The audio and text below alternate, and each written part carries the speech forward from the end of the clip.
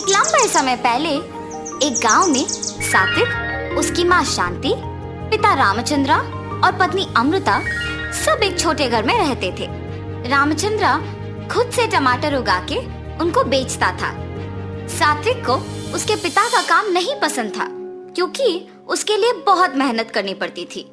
इतना ही नहीं, वो कोई काम नहीं करता था और घर पे ही बैठे रहता था। बेटा सात्विक, मुझे इस टमाटर व्यापार में मदद कर सकते हो ना? मैं तुम्हें टमाटर उगाना सिखाऊंगा और तुम टमाटर का व्यापार चलाना भी सीख पाओगे। उतना मेहनत लगा के काम कौन करेगा? मुझे आपका उस टमाटर का व्यापार करना ही नहीं पसंद और आप मुझे उसी व्यापार को चलाना सीखने के लिए कह रहे हो।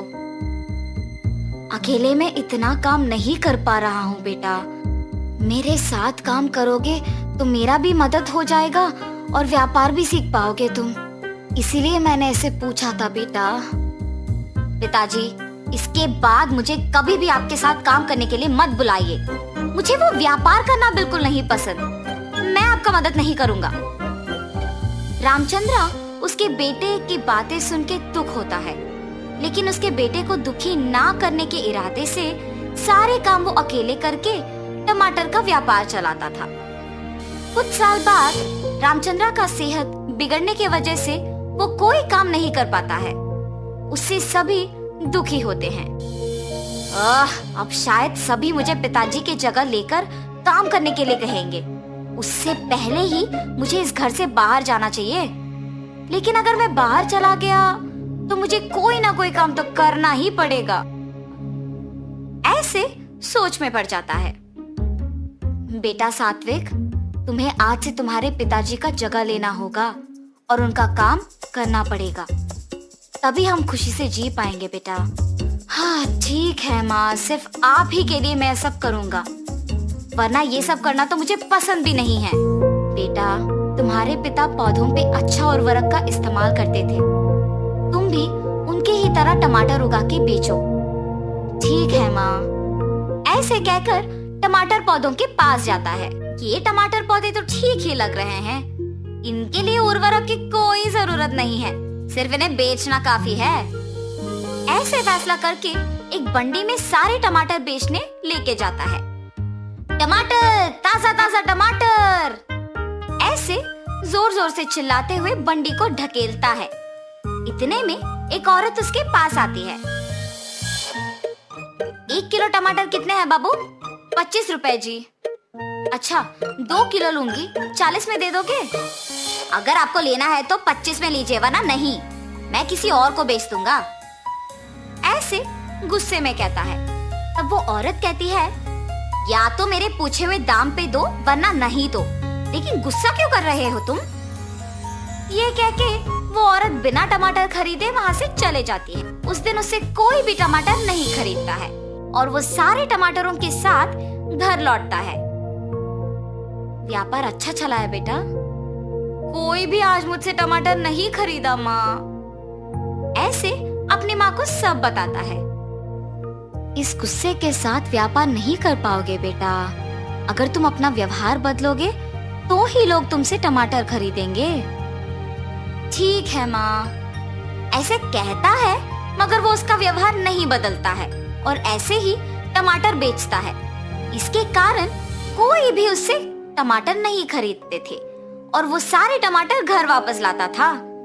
हर रोज टमाटर बेचे बिना वापस घर लाने पर उसकी माँ भी उसे कुछ नहीं कहती थी और पके हुए टमाटरों से अचार बना के बेचना शुरू करती है। उनका बनाया हुआ अचार स्वादिष्ट रहने पर बहुत लोग उनसे ये अचार खरीदते थे। कुछ ही दिनों में टमाटर के पौधों का ठीक से ख्याल न रखने पर वो कम मात्रा में उगते थे और उगे हुए वो थोड़े टमाटर भी शांति को अचार बनाने में ही खत्म हो जाते थे। अगर मैं उसी दिन पिताजी का बात मान लेता तो आज माँ को ऐसे मेहनत करने की जरूरत नहीं पड़ती और वो इतनी उम्र में ना सिर्फ अचार बना रही है मगर उसे बेच भी रही है। मैं तो उनसे उम्र में भी छोटा हूँ और उनसे ज्यादा काम भी कर सकता हूँ और मुझे यहाँ सिर्फ टमाटर को बेचना ही इतना मुश्किल लग रहा है। क्यों? उसकी माँ को ही पूछने का फैसला करता है। माँ, मैं आपसे उम्र में छोटा हूँ, लेकिन मेरे लिए टमाटर का व्यापार करना ही मुश्किल लग रहा है। आप इतने उम्र में भी इतना काम कैसे कर पा रहे हो?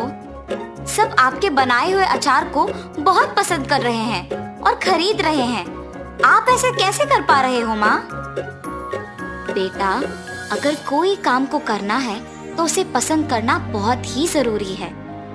अगर कोई भी काम को करना पसंद करोगे तो जितना भी मुश्किल हो आसान बन जाएगा। उस दिन पूरा सात्विक उसकी माँ के बातों के बारे में सोचते रहता है। क्या सच में अगर कोई नापसंद काम को पसंद करना उसे आसान बना देगा? सच हो या ना, मुझे इस बार अपना टमाटर के व्यापार को पसंद करके दोबारा कोशिश करना चाहिए। ऐसे उसकी माँ की बात को सुनकर टमाटर के पौधों पे उर्वरक का इस्तेमाल करते हुए टमाटर उगा के उन्हें बेचना शुरू करता है। टमाटर टमाटर, अच्छी उर्वरक का इस्तेमाल करके घर पे ही उगाए हुए ताजा ताजा टमाटर। बाबू, 1 किलो का दाम कितना है? 25 रुपए साहब। मुझे 3 किलो के टमाटर 60 रुपए में दे दोगे? ये घर पे उगाए हुए टमाटर है साहब, 3 किलो 70 रुपए में लीजिए ना। ठीक है, तुम कह रहे हो ना कि घर पे उगाए हुए हैं। ठीक है, 70 में दे दो। अपने व्यवहार बदल के टमाटर खरीदने के लिए आए हुए ग्राहक से अच्छी तरह से बात करने के कारण उस दिन सारे टमाटर बिक जाते हैं। माँ, आज कोई टमाटर नहीं बचे, मैंने सारे बेच दिया। ऐसे कह के खुशी से अपने माँ को सारे पैसे दे देता है। माँ, आपने सच कहा, अगर कोई नापसंद काम को पसंद करके उसमें अपना मन लगाते हैं तो वो बहुत आसान बन जाता है। तब से सात्विक अच्छे उर्वरक का इस्तेमाल करके ज्यादा मात्रा में टमाटर उगाता था।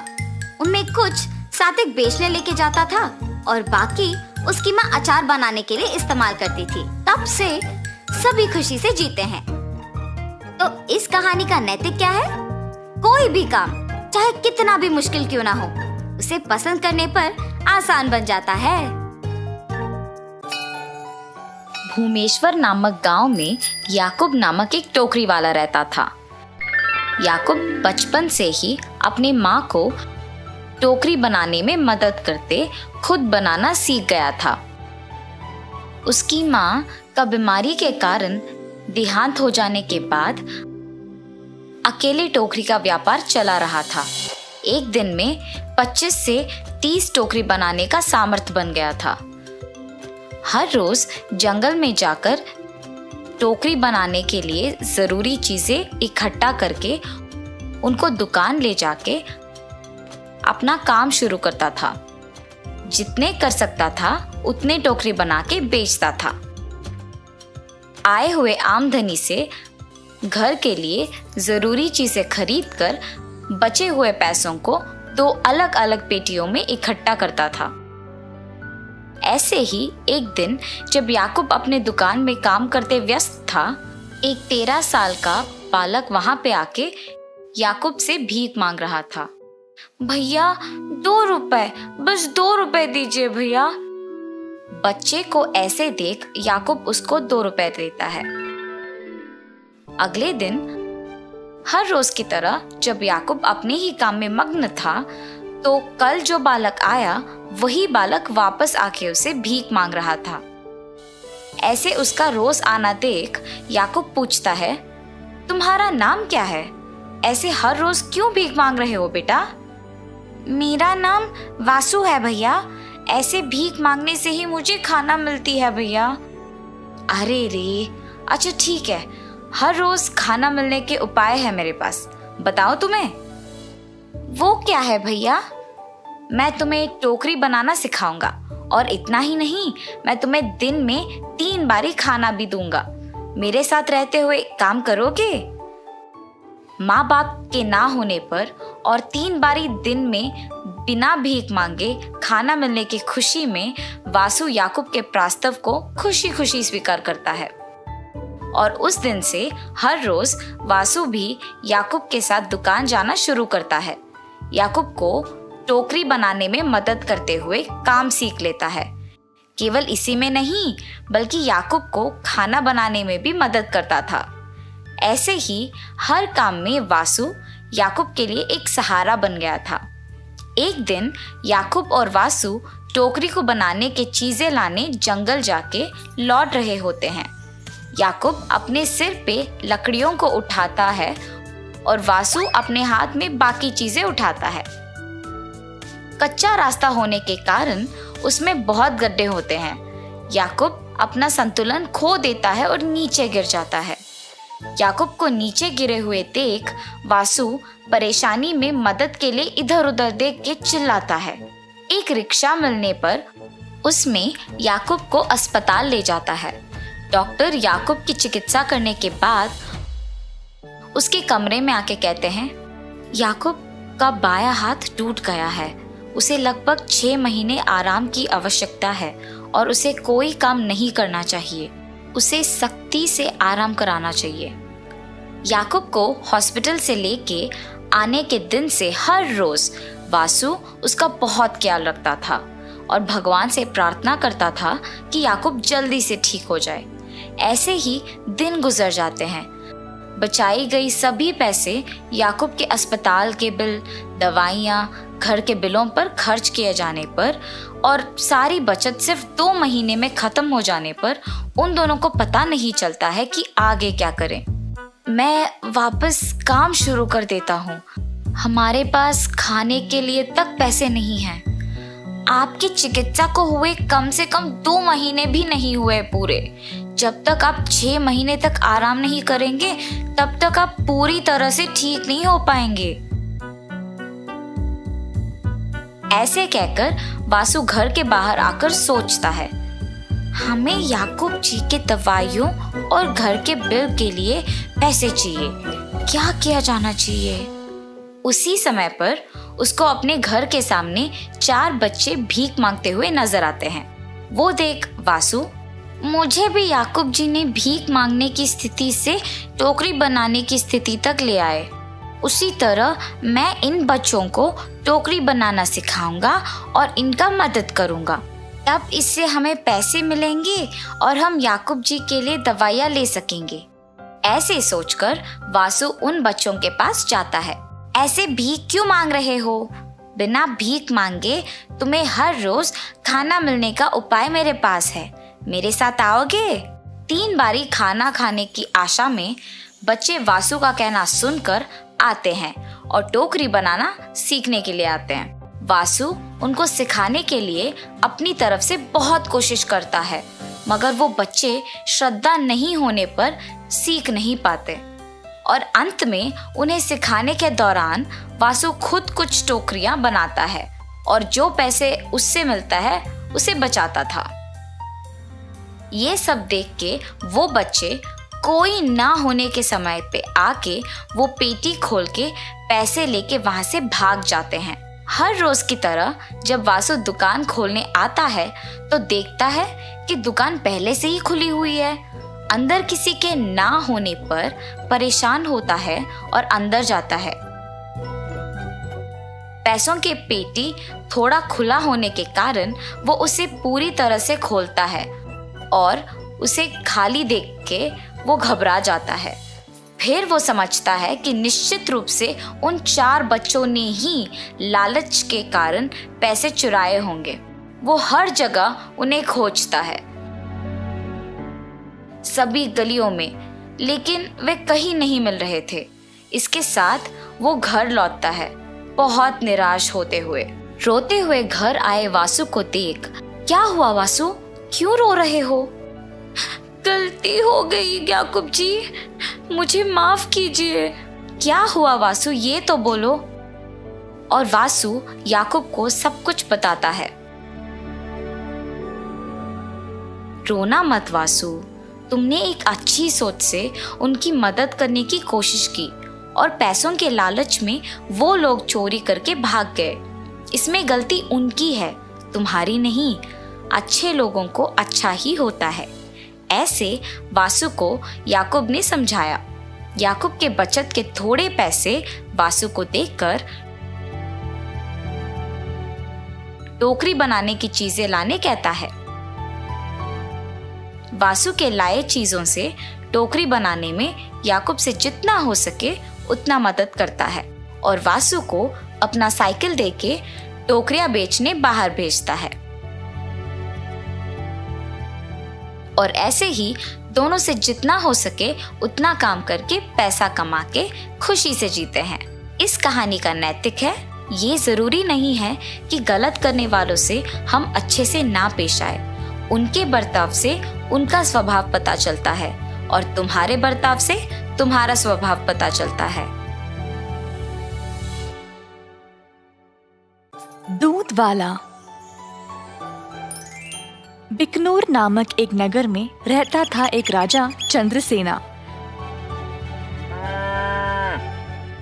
उसका मंत्री कबीर सिंह उसके दूध का कारोबार संभालता था। उन्होंने बहुत सारे स्वस्थ गायों को पाला जो अच्छा और गाढ़ा दूध देते थे। ये दूध सारे गांव में बेचा जाता था।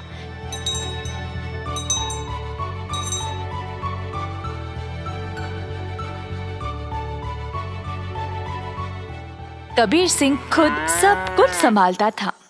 कबीर सिंह की पीढ़ी भी महाराजा के लिए काम करते आ रहे थे और इस वजह से चंद्रसेना उसका बहुत आदर करते थे। कबीर सिंह ने भी राजा को कभी भी निराश नहीं किया।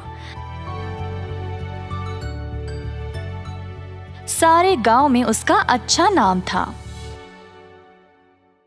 हर रोज कबीर सिंह खेत पर जाता था।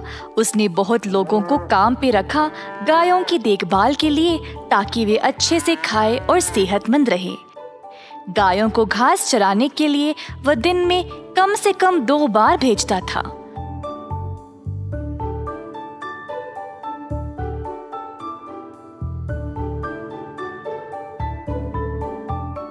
वह हमेशा ध्यान रखता था कि दूध साफ सुथरा रहे।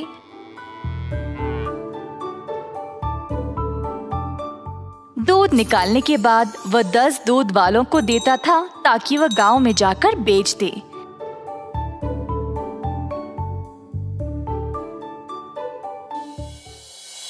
दूध वाले कबीर सिंह को पैसे देते थे और कबीर जाकर चंद्रसेना को।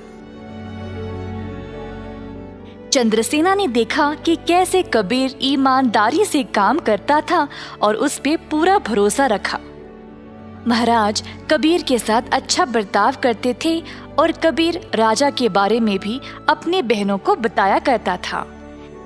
एक दिन जब कबीर घर वापस आया तो उसने अपने बहनों को बहुत गुस्से में और परेशानी में देखा। क्या बात है, तुम सब इतने गुस्से में क्यों हो? हम तीनों की उम्र हो गई है शादी के लिए, पर क्या फायदा, शादी के लिए पैसे ही नहीं है। कपड़े और गहनों को छोड़ो, हमारे पास खाने पीने के लिए पैसे काफी नहीं है। मैं तुम लोगों के लिए ही इतना मेहनत करता हूँ, अगर इससे भी खुश नहीं हो तो मेरी सारी मेहनत ही बेकार हो रही है।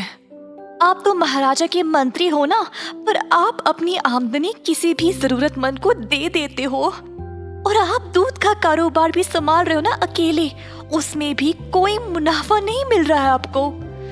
ऐसा क्यों? शायद हमारी कोई फिक्र नहीं है इसीलिए। तीनों बहनें रोने लगी और कबीर को बहुत बुरा लगा। अब तुम सब मत रो, मुझे बर्दाश्त नहीं होता। अब बोलो मैं क्या करूं? मैं वही करूंगा। वैसे आपको ज्यादा कुछ करने की जरूरत नहीं, आप दूध का सारा कारोबार संभालते हो ना। अगर आप उसमें थोड़ा पानी मिलाकर बेचोगे तो आप ज्यादा बेच पाओगे। हाँ, और अधिक दूध से आप ज्यादा मुनाफा भी कमा सकते हो। पर ये तो धोखा हुआ, मैं राजा के साथ ऐसा नहीं कर सकता। कबीर सिंह ने ऐसा करने से मना कर दिया था, पर उसकी बहनों ने उसको भावुक करके जैसे तैसे उससे ये काम करवा ही दिया। कबीर सिंह अक्सर कमाए गए पैसे राजा को देता था और बाकी के पैसे अपनी बहनों को देने लगा। मुझे ऐसा करना नहीं पसंद, ये आखिरी बार है, इसके बाद मुझे ये सब करने के लिए नहीं बोलना। कबीर की बातें सुनकर बहनों ने उसको पैसे वापस किए और घर छोड़कर जाने का नाटक करने लगी। कबीर के पूछने पर तीनों ने धमकी दी कि वे घर छोड़कर चले जाएंगे। मजबूर होकर कबीर को उनकी बात माननी ही पड़ी।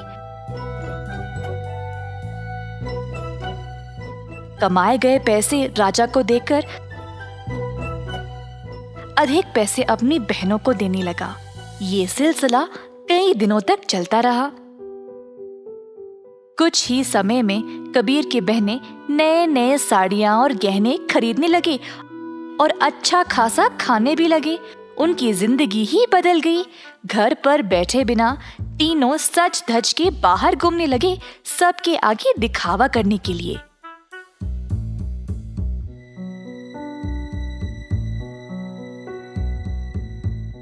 गांव के सारे लोग हैरान रह गए और आपस में बातें करने लगी। ये तीन बहनें कबीर की कमाई को ऐसे इस्तेमाल कर रहे हैं।